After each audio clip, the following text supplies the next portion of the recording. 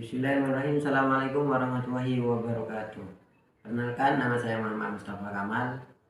Di sini saya dari Fakultas Tarbiyah Ilmu Keguruan Prodi PBA ingin mempresentasikan makalah sebagai tugas UTS dengan judul Fi'il Madhi wal Mudhari' wal Amr. Dan juga di akhir nanti akan dilakukan juga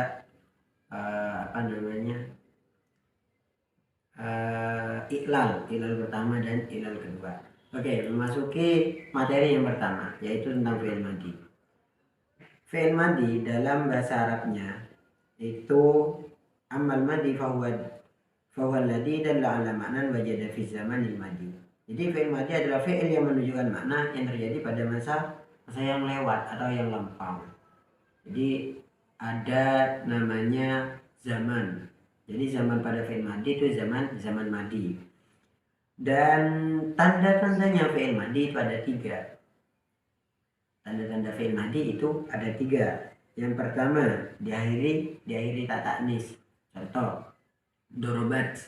Jadi itu untuk domir yang muannas.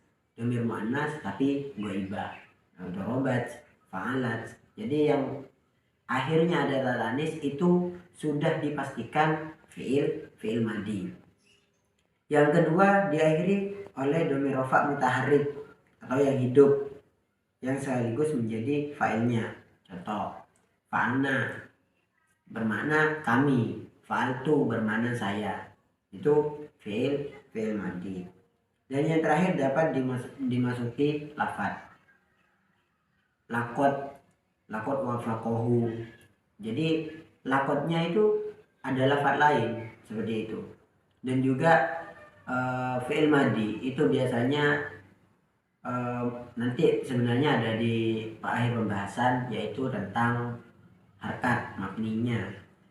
Seperti yang kita banyak ketahui bahwasanya terkadang banyak guru yang mengajarkan fi'il madhi itu selalu fathah, kan seperti itu. Tidak diterangkan bahwasanya ada sukun dan juga dhamma seperti itu. Nah, di fi'il madhi mabninya itu ada 3. Banyak dari teman-teman yang mengetahui jika fathah itu pasti fi'il madhi, belum tentu. Bukan itu saja ya. Tetapi ada 3 mabninya fi'il madhi: fathah, sukun, dan dhamma. Yang mabni fathah seperti apa? Ya seperti kita ketahui fi'il madhi pada umumnya. Contoh, fa'ala, doroba. Nah, itu mabni. Mabninya di mana? Mabninya di belakang.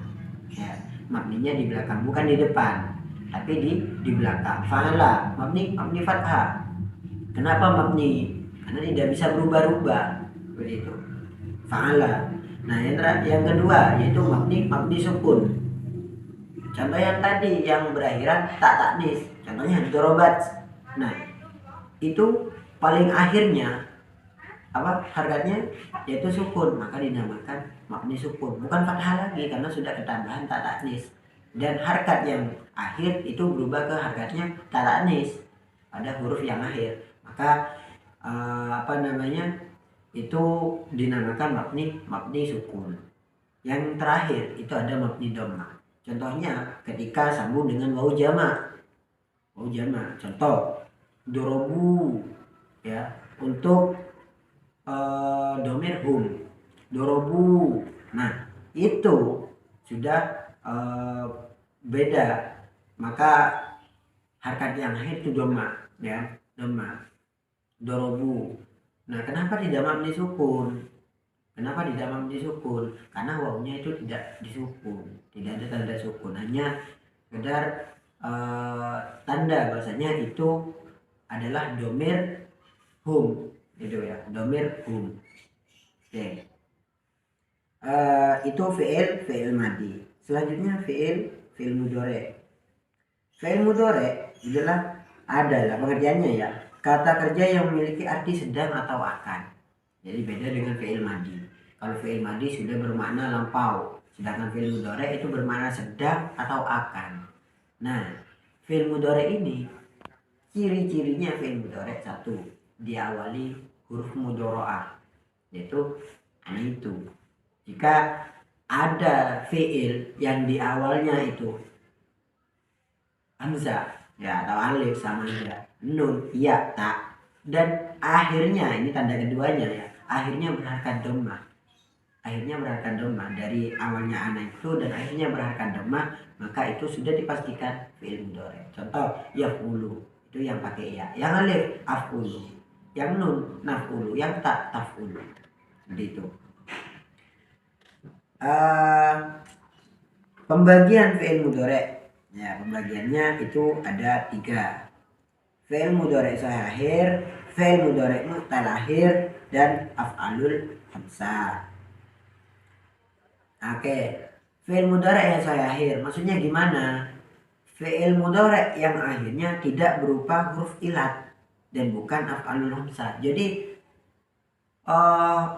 tidak berupa huruf ilat, huruf akhirnya, dan bukan af'alul khamsah. Contohnya apa? Yadribu. Nah, yadribu itu akhirnya tidak ada huruf ilat. Huruf ilat apa aja? Alif, waw, ya. Oke, yang kedua fi'il mudhari mu'tal akhir. Ada fi'il mudhari yang huruf akhirnya berupa huruf ilat. Ini kebalikannya yang tadi.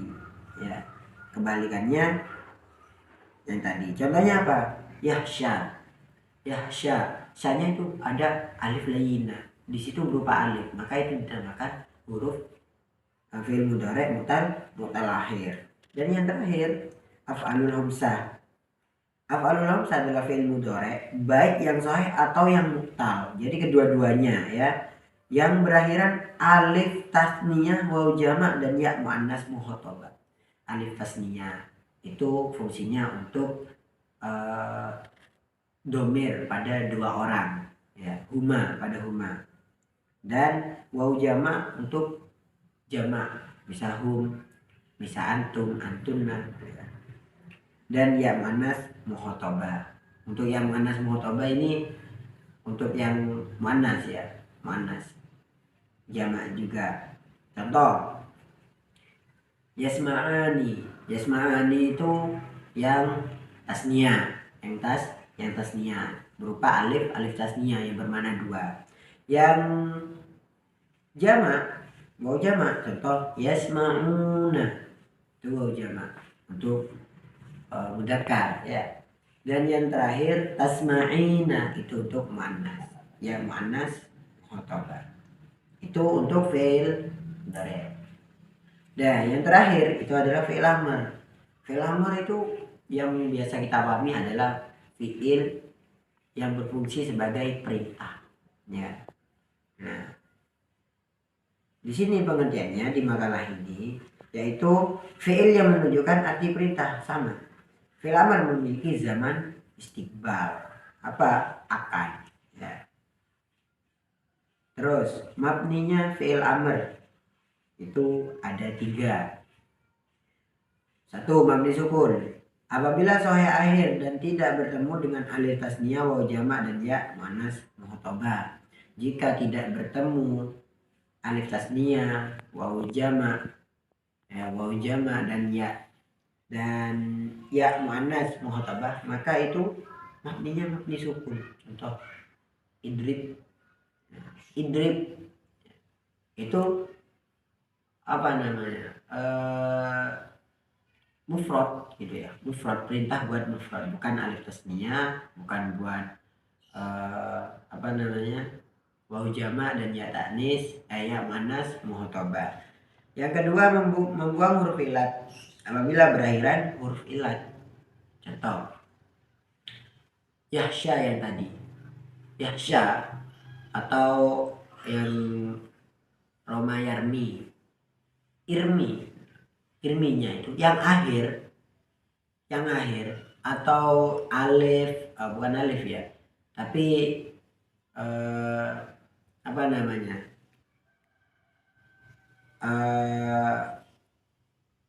apa ya belakangnya itu, berakhiran huruf ilat berupa huruf ilat alif, maka harus dibuang, tidak ada huruf ilat di belakangnya. Jadi ketika fi'il madinya itu sudah berupa mu'tal akhir, maka apa namanya, fi'il amrnya berarti mabni hadful ilat, membuang huruf ilat. Yang ketiga yaitu membuang nun, hadfun nun. apabila bertemu dengan alif tasniyah, waw jamak dan ya muannas mu'thabar. Toh, yaf'uluna dijadikan fi'il amr, maka menjadi uf'ulu, nunnya dibuang, maka mabninya menjadi hadfun nun. Ya, sudah. Yang terakhir itu tentang penerapan kaidah ilal ke-1 dan ke-2. Sebelumnya saya ulang lagi mengenai fi'il madi. Intinya fi'il madi, fi'il mudhari dan fi'il amr. Yang pertama, inti dari fi'il madi yaitu jika kita sulit memahami ciri-cirinya, maka kita lihat pada tasrifan. Dalam tasrifan fi'il madi selalu ada yang pertama, di barisan pertama itu fi'il madi. Mabninya yang paling gampang pada umumnya adalah mabni fathah. Jika fathah itu berarti sudah fi'il madi. Seperti itu. Yang kedua, fi'il mudhari. Ciri utamanya adalah diawali huruf mudhari'ah yang 4, yaitu ana itu. Jika diawali huruf yang 4 ini salah satu huruf yang 4 dan berharakat dhamma, maka itu sudah dipastikan fi'il mudhari. Yang terakhir, fi'il amr. Fi'il amr adalah kata perintah yang biasa tanda pada umumnya adalah sukun di akhir. Contoh idrib. Nah, idrib ya, itu berarti fi'il amr. Mungkin itu ya. Dan yang pembahasan terakhir yaitu penerapan kaidah ilal 1 dan kedua. Kaidah yang pertama yaitu idza taharakatil wawu wal ya'u ba'da fatatin muttasilatin fi kalimati ma ubdilata alifan. Mislu sona wa ba'a asluhuma sawana wa baya. Maksudnya gimana? Ya, jika ada waw dan ya yang berharakat setelahnya fathah. Nah, ingat, jika ada waw atau ya yang berharakat jatuh setelahnya fathah yang bersambung. Jadi huruf yang berharakat fathah yang bersambung dengan waw dan ya. Ya. Maka wawunya atau ya-nya diganti dengan alif. Contoh, sona. Itu aslinya bukan sona tapi sowana. Kenapa kok diganti alif? Karena ada kaidah ilal. Jika ada wawu bersambung dengan huruf dan huruf yang disambung itu berharakat fathah, maka wawunya diganti alif. Ya. Contohnya sowana. Sowana. Ya, maka diilal menjadi sona.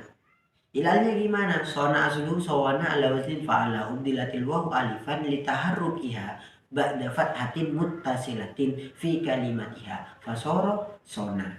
Seperti itu. Nah, ilal yang kedua itu kaidahnya idza waqa'atil wawu wal ya ainan mutaharrikan min ajwafin wa kana ma qablaha sakinan sahihan nukilat harkatuhuma ila ma qablahuma lahu yaqumu wa yabji'u.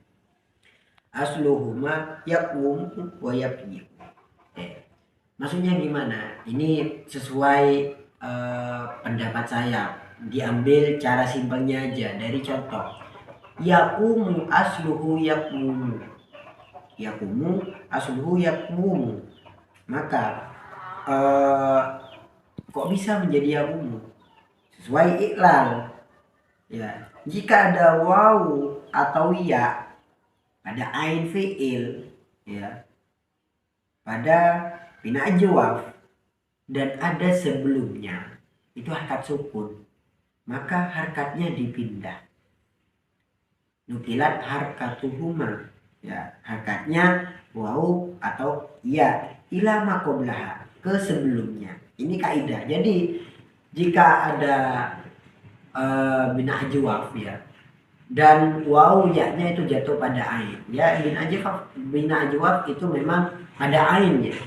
Waw atau ya ada pada ain fi'il. Jika ada waw dan iya atau iya ya, jatuh pada ain fi'il dan sebelumnya itu sukun, maka harkat waw atau ya pindah ke sebelumnya.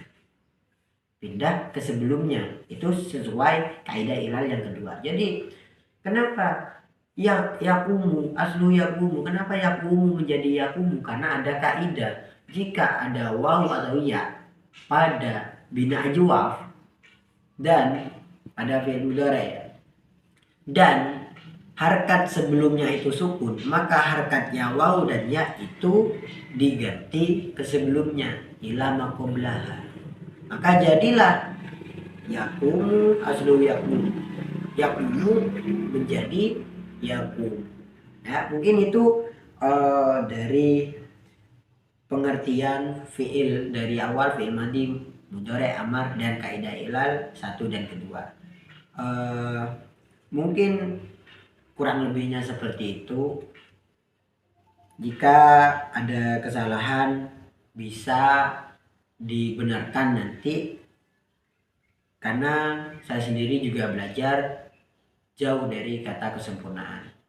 Cukup dari saya sekian. Wassalamualaikum warahmatullahi wabarakatuh.